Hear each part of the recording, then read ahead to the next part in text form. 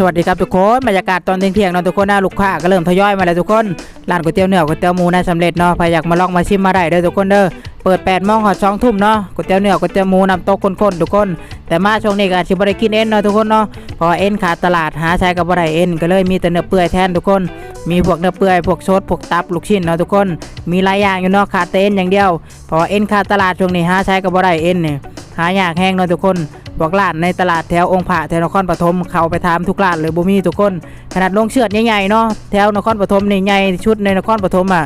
เขายังบ่มีเอ็นให้เฮาเลยทุกคนเพราะว่าเอ็นขาดแห้งช่วงนี้เนาะประมาณมื้อ2 มื้อว่าแหละถึงสิได้เอ็นก็ได้ถามเขาอยู่เนาะเขาว่าประมาณมื้อ2 มื้อเพราะว่าช่วงนี้ขาดเอ็น